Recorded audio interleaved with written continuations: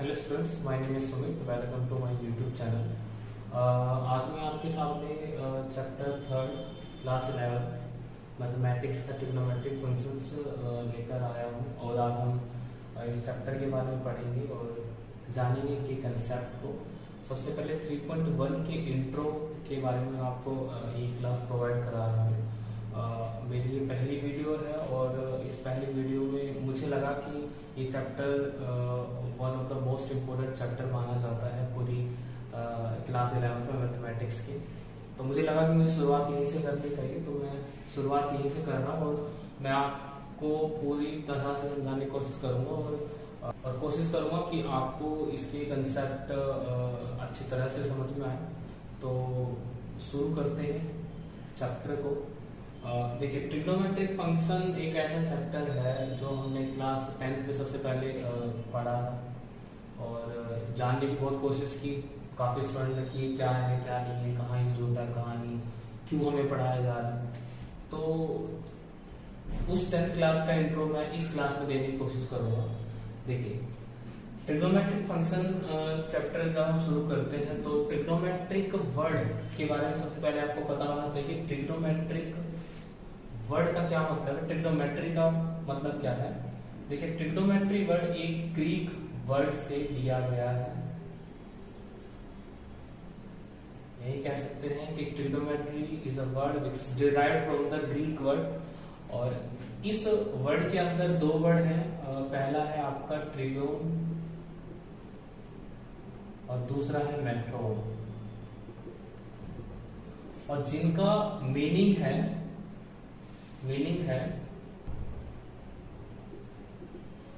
Measuring of sides of a triangle, sides of a triangle. देखिए, trigonometric word अपने आप में एक मीनिंग दे रहा है एक ट्रायंगल का, एक ट्रायंगल की साइड्स का, जिनको हम मेजर करते हैं, जिनको हम मेजर किस तरह से कर सकते हैं, उनके रेशियोज के थ्रू। या जाहिर सी बात है, जब मैं एक ट्रायंगल की बात करता हूं तो एक ट्रायंगल में 3 साइड होती है और इन 3 साइड के साथ साथ इस ट्रायंगल में 3 एंगल भी बनते हैं। और अगर हम ट्रिग्नोमेट्री वर्ड की डेफिनेशन की बात करें तो इसकी डेफिनेशन क्या है। देखिए, हालांकि एग्जाम में पूछी नहीं जाती है, लेकिन आपको इसके बारे में पूरा अच्छे से पता होना चाहिए कि it is a branch of mathematics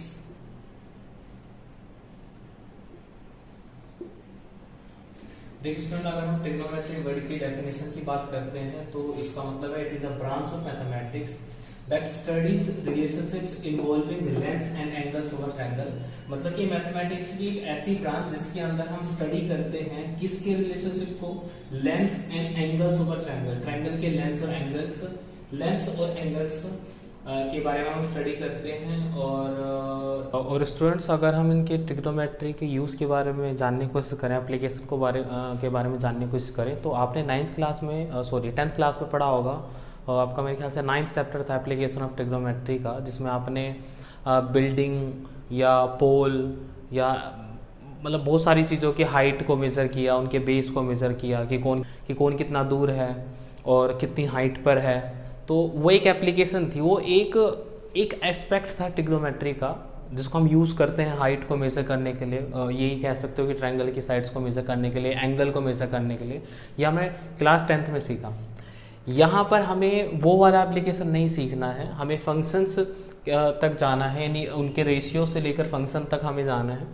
और अगर मैं इसके यूज़ के बारे में बात करूँ तो आप ये इंजीनियरिंग में पढ़ सकते हो, यानी एक इंजीनियर इसका इस्तेमाल कैसे करता है, या हम हाइट को मेज़र करने के लिए इसका इस्तेमाल करते हैं, या नेवल या एविएशन सिस्टम में इसका इस्तेमाल हो, इसका सैटेलाइट सिस्टम में यूज़ हो रहा है, म्यूजिकल टून को एनालाइज करने के लिए यूज़ हो रहा है। तो ऐसे बहुत सारी जगह हैं, ऐसे बहुत सारी फील्ड हैं जहाँ पर हम इस कंसेप्ट का इस्तेमाल करते हैं। तो मेरे ख्याल से कोई बच्चा अगर ये पूछता है कि भाई हम इसका इस्तेमाल क्यों हमें इसको पढ़ाया जा रहा है, क्यों हमें इसको सिखाया जा रहा है, तो स्टूडेंट्स इसके यूज़ के बारे में अगर आप जानना चाहते हैं तो आप गूगल भी कर सकते हैं। तो मेन तो ये है कि अगर हमें क्लास 11th में ये चैप्टर दिया गया है तो हमें इसको अच्छे से पढ़ना है और हर एक कंसेप्ट को क्लियरली समझना है, ताकि एग्ज़ाम में किसी भी तरह का क्वेश्चन आए तो हम इसको कर पाएँ। तो स्टूडेंट्स, ट्रिग्नोमेट्री फंक्शन में सबसे पहले हम एंगल को सीखते हैं कि एंगल क्या है क्या नहीं। देखिए, अगर हम एंगल की बात कर रहे हैं तो एंगल का मतलब क्या है कि it is a measure of rotation of a terminal ray from the position of the initial ray. हमने रेस के बारे में पढ़ रखा है, और अगर हम रेस की बात कर रहे हैं और एंगल को हम इसको समझने के लिए यूज़ कर रहे हैं, तो रे आप सभी जानते हैं कि जो एक पॉइंट से इनफाइनाइट पॉइंट की तरफ मूव करती है, हम उसको रे बोलते हैं। तो यहाँ पर मैंने दो रेस की बात करी है, एक टर्मिनल रे की बात की है और दूसरा इनिशियल रे की बात की है। तो एंगल की डेफिनेशन ही यही है कि जब कोई भी इनिशियल रे से एक दूसरी रे जो कि एक कॉमन पॉइंट से मिली होती हैं, या कह सकते हो जो कॉमन पॉइंट से स्टार्ट होती हैं, जिनका इनिशियल पॉइंट सेम होता है। रेस के बारे में आपने पढ़ रखा है। रे का मतलब क्या है कि एक गिवन पॉइंट से कोई भी लाइन जब इनफाइनाइट पॉइंट तक मूव करती है, हम उसको रे बोलते हैं। हमने यहाँ पर दो रे के बारे में मैंने यहाँ पर दो रेस के बारे में लिखा, एक था इनिशियल रे, दूसरा टर्मिनल रे। तो इनिशियल रे है ये वाली रे, ये है इनिशियल रे। तो इनिशियल रे से जब कोई दूसरी रे रोटेट होना शुरू होती है, किस डायरेक्शन में हम बात करेंगे डायरेक्शन की, तो एंटी क्लॉकवाइज। हम एंगल को फिलहाल जो कॉमनली हम यूज़ करते हैं एंटी क्लॉकवाइज जो रोटेशन होती है एंगल की, हम उनको ज़्यादातर मेज़र करते हैं, या कॉमनली वहाँ पर इनको ज़्यादातर हम यूज़ करते हैं। तो इनिशियल रे से एक दूसरी रे जो कि रोटेट करते हैं, हम उसको बोलते हैं टर्मिनल रे। तो ये दोनों, और ये जो कॉमन पॉइंट होता है हम इनको वर्टेक्स बोलते हैं। तो जब कोई भी टर्मिनल रे रोटेट होना शुरू हो, initial from the position of the initial रे, यानी कि इनिशियल रे से उठना शुरू हो और रोटेट होना शुरू हो, तो जो जिस चीज़ को हम मेजर कर रहे हैं उसको हम एंगल बोलते हैं। तो ये बीच में जो बनता है ये एंगल है।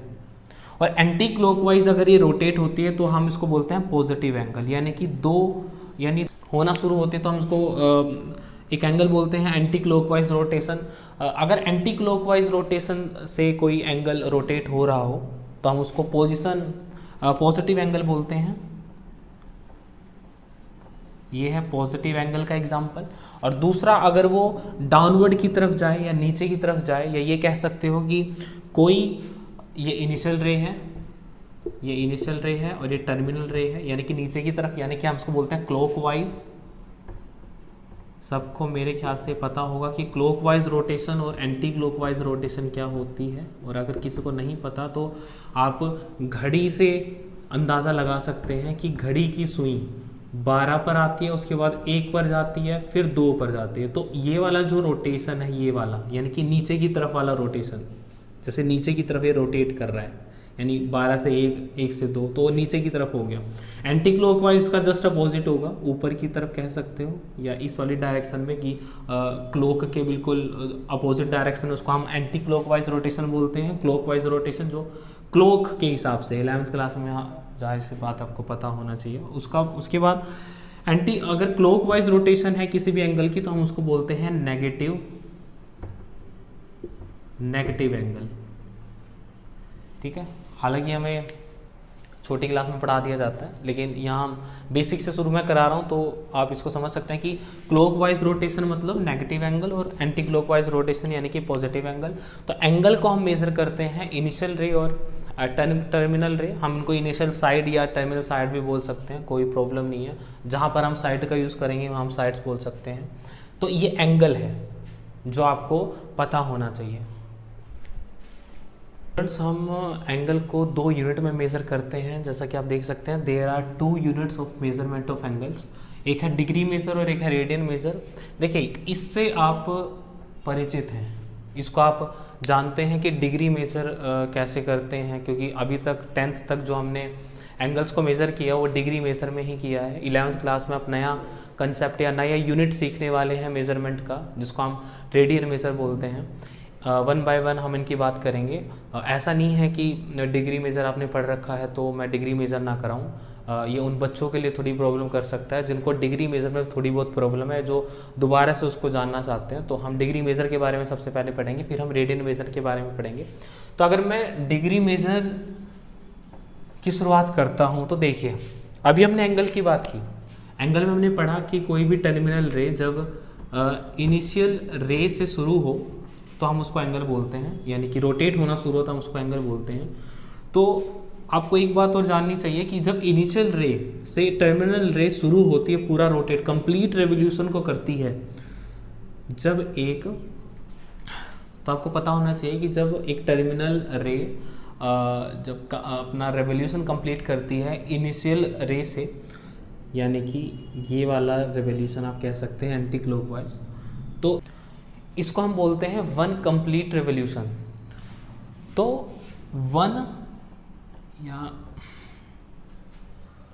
वन कंप्लीट रेवोल्यूशन जो है वो 360 पार्ट में डिवाइड होता है, या हम ये कह सकते हैं कि ये कंप्लीट रेवोल्यूशन 360 पार्ट्स में डिवाइड होता है, जिसको हम एक एक पार्ट बोल सकते हैं कि एक एक पार्ट जब बनता है, एक एक पार्ट, तो ऐसे 360 पार्ट बनते हैं, 360 पार्ट्स बनते हैं, और हर एक पार्ट को हम डिग्री में मेजर करते हैं। यानी हम बोलते हैं कि 1 डिग्री, तो हम ये कह सकते हैं कि जो 1 डिग्री है, 1 डिग्री है वो 1/360th part, 1/60th part of a complete revolution, complete revolution. यानी 1 डिग्री को हम मेजर करते हैं एक कंप्लीट रेवोल्यूशन के 1/360th पार्ट से। तो 1 डिग्री का मतलब है कि इसका 1/360वां भाग, हम इसको 1 डिग्री में मेजर करते हैं। तो आपको ये भी पता होना चाहिए कि जब हम 1 डिग्री की बात कर रहे हैं, जैसे मैं एग्जांपल लूँ, मान के चलिए 1 डिग्री है, ये 1 डिग्री है, तो 1 डिग्री को भी हम 60 पार्ट्स में डिवाइड करते हैं, और हम उनको नाम क्या देते हैं, यानी कि 1 डिग्री 60 पार्ट्स में डिवाइड होता है, छोटे छोटे पार्ट्स में डिवाइड होगा।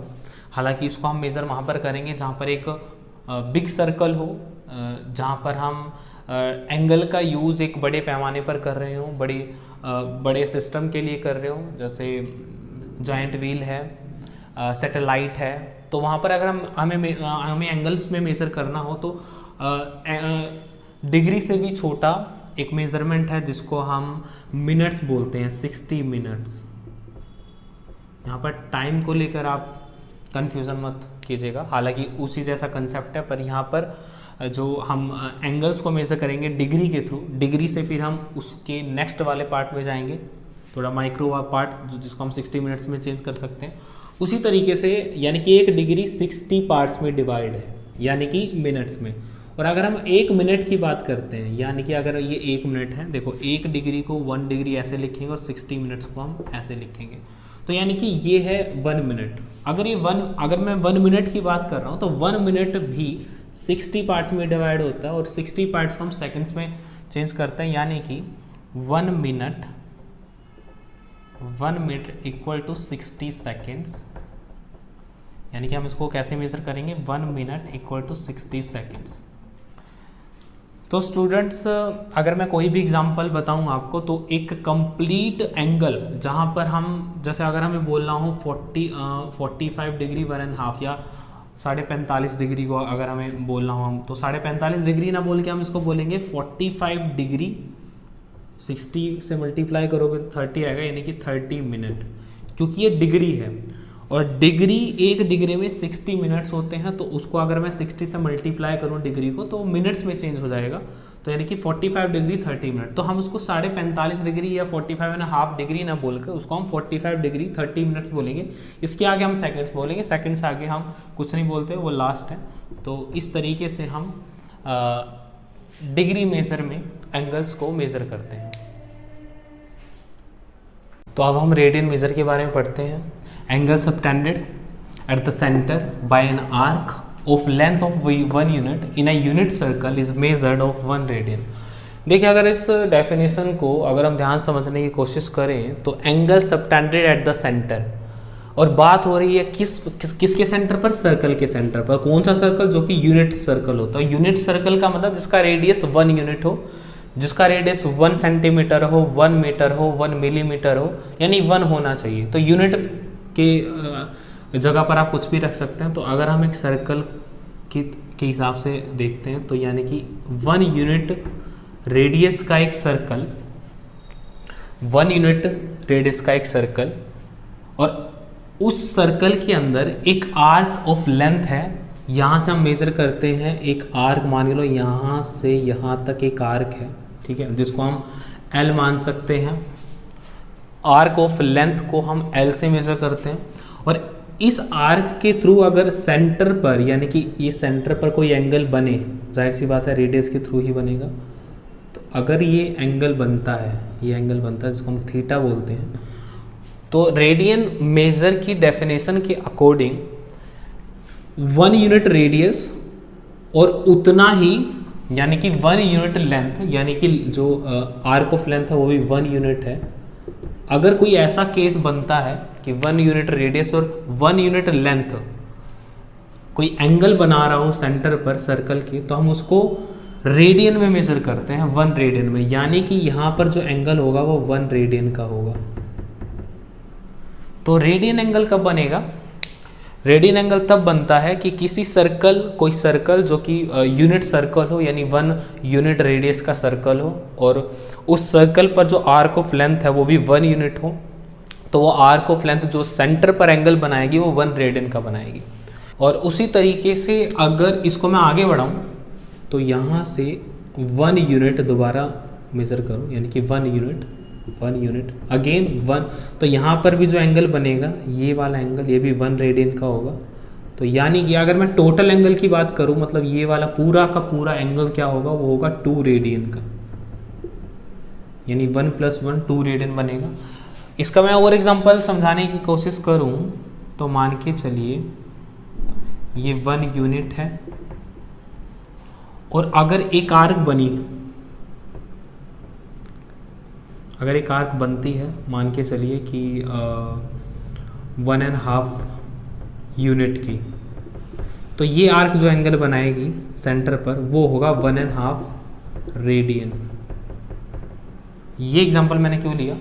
मैंने उन बच्चों के लिए लिया है जो ये समझने की कोशिश कर रहे हैं कि रेडियस भी सेम होगा, लेंथ, आर्क ऑफ लेंथ भी सेम होगा, तो ऐसा कुछ नहीं है। बात ये है कि अगर रेडियस 1 यूनिट हो और आर्क ऑफ लेंथ की यूनिट कुछ भी हो, आपका जो एंगल बनेगा रेडियन में वो आर्क ऑफ लेंथ के मेजरमेंट पर डिसाइड करेगा कि आर्क ऑफ लेंथ कितने मेजरमेंट का है। जैसे यहाँ पर 1 यूनिट का था आर्क ऑफ लेंथ, तो 1 रेडियन का बना था डेफिनेशन के अकॉर्डिंग, क्योंकि हम कोई भी डेफिनेशन देते हैं तो उसको एक सिंगल यूनिट में या स्मॉलेस्ट यूनिट में उसको एक्सप्लेन करने की कोशिश करते हैं। तो यहाँ पर 1 रेडियन और 1 यूनिट, 1 यूनिट के हिसाब से 1 रेडियन बन रहा था। सर्कल आपका रेडियस का 1 यूनिट में होना चाहिए। उसके अलावा आर्क ऑफ लेंथ जितने भी यूनिट की बनेगी उतने ही यूनिट का या उतने ही सेम मेजरमेंट के रेडियन का एंगल बनेगा सेंटर पर। ये समझना जरूरी था आपके लिए। देखिए इसको आगे हम करते हैं। जैसे सर्कल की हम बात कर ही रहे हैं, तो सर्कल का सरकमफ्रेंस की अगर हम बात करें, यानी कि circumference of a unit circle. देखिए यूनिट सर्कल में समझा चुका हूँ जिसका रेडियस 1 यूनिट का हो, तो उसकी सरकमफ्रेंस क्या होती है? 2 पाई। 2 पाई क्यों? क्योंकि सरकमफ्रेंस का फॉर्मूला 2 पाई होता है, तो यहाँ पर 2 पाई, आर की वैल्यू 1 है तो यहाँ पर 2 पाई आएगा, तो इसलिए 2 पाई, तो ये समझना जरूरी है। तो 2 पाई, तो कहने का मतलब है कि अगर हम बात कर रहे हैं 1 कंप्लीट रिवॉल्यूशन की, 1 कंप्लीट रिवॉल्यूशन की, तो 1 कंप्लीट रिवॉल्यूशन में जो रेडियन एंगल होगा वो टोटल कितना होगा? 2 पाई रेडियन। क्यों? अगर मैं इसको पूरा घुमाऊं, इनिशियल साइड से टर्मिनल साइड को पूरा घुमा दूं तो एक सरकमफ्रेंस बनेगा, तो वो पूरा का पूरा जो सरकमफ्रेंस है वो भी तो एक आर्क ऑफ लेंथ है।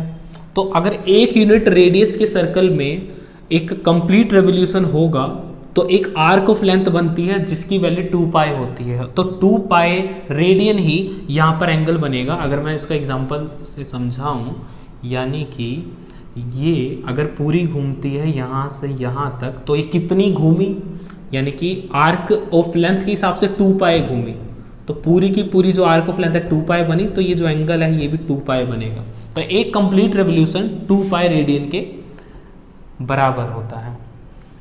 और लास्ट में एक चीज़ और है कि हम बात कर रहे थे लेंथ की और रेडियस की, और जो बीच में जो एंगल बनता है, बीच में जो एंगल बनता है थीटा, जो कि रेडियन में होता है, इनका एक रिलेशन है। रिलेशन क्या है कि theta equal to L upon R. जैसे आप देख सकते हैं कि यहाँ पर थीटा की वैल्यू 1 रेडियन आई थी, तो यहाँ पर जो रेडियस था 1 था और आर्क ऑफ लेंथ भी 1 था, तो 1 अपॉन में 1 थीटा रेडियन में आया था। ध्यान में रखना कि ये वाला जो फॉर्मूला है, इसको यहाँ पर जो थीटा होगा हमेशा रेडियन में मेजर किया जाएगा।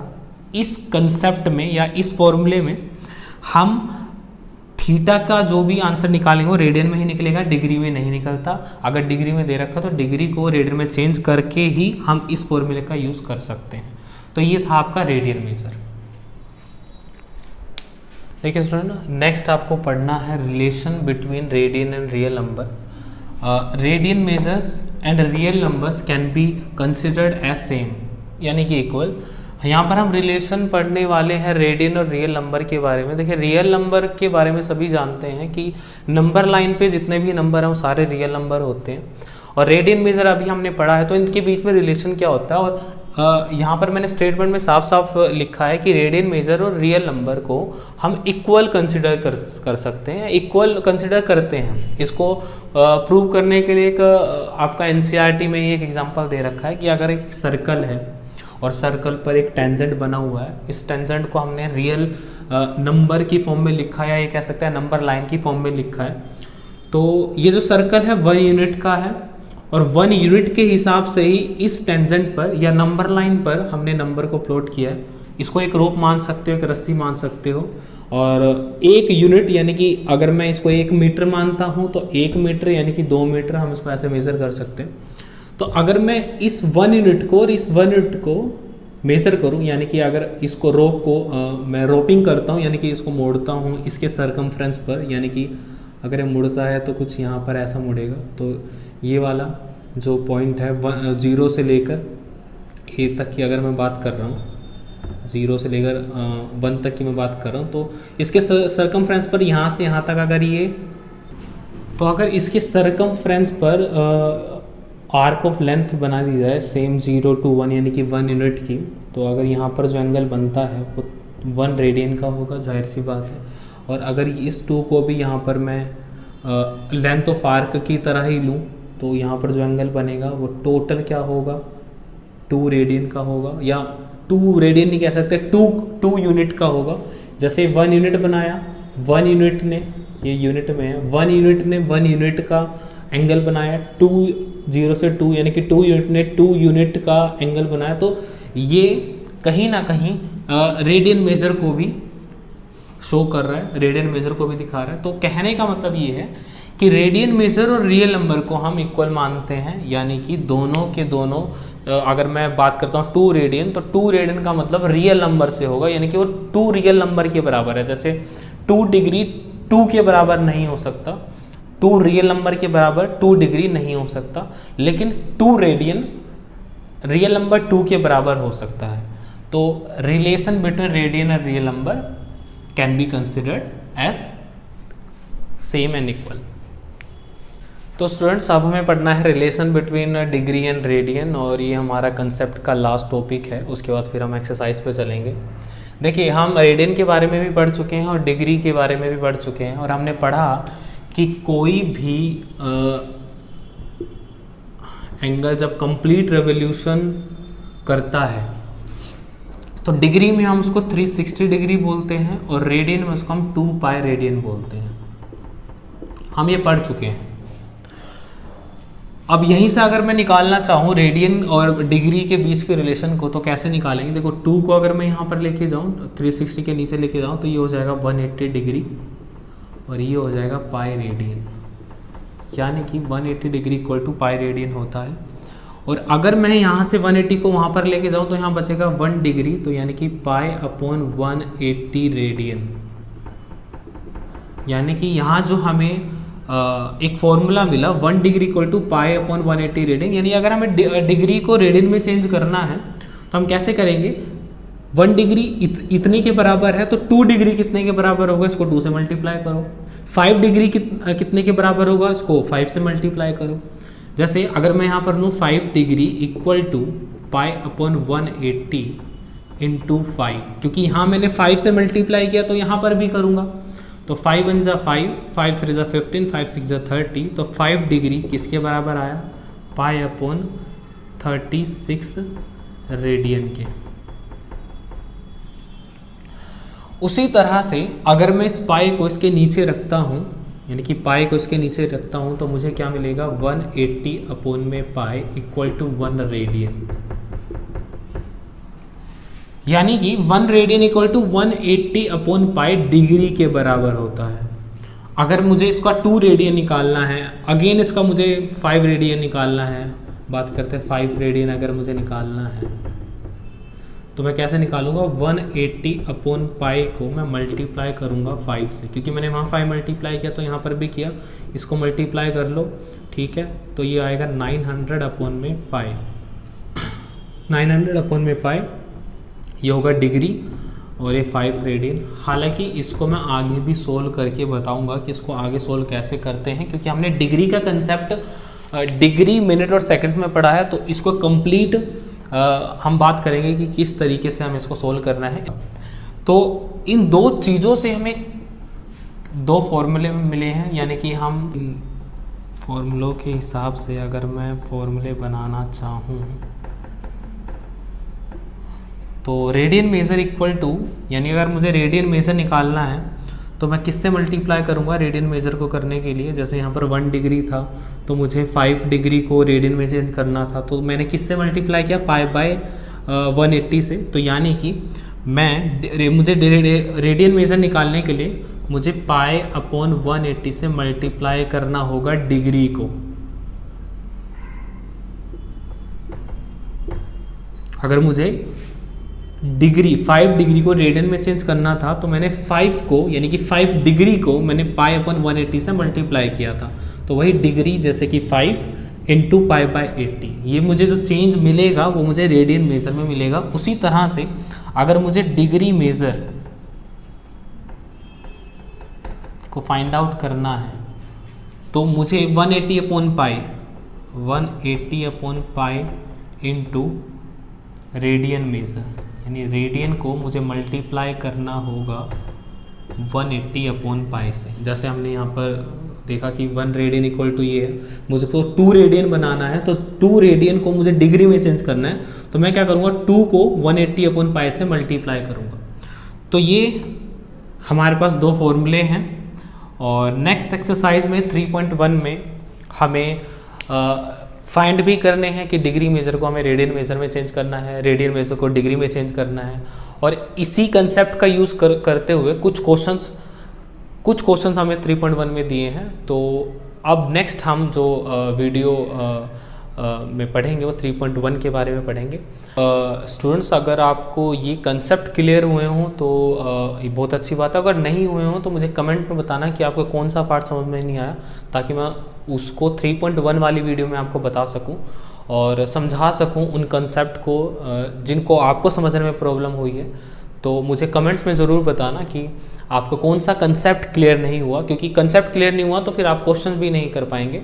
और लाइक करना अगर वीडियो अच्छी लगी हो, सब्सक्राइब करना अगर आप और इससे अच्छी वीडियो चाहते हो, क्योंकि ये मेरी पहली वीडियो है, मुझे इतना एक्सपीरियंस भी नहीं था कि मैं कैमरे के सामने इस तरीके से बोल पाऊँ। तो मेरे कॉन्फिडेंस को बूस्ट अप करने के लिए मुझे आपके लाइक्स की ज़रूरत है, आपके सब्सक्राइब्स की ज़रूरत है। फिर नेक्स्ट वीडियो में हम मिलेंगे, तब तक के लिए थैंक यू।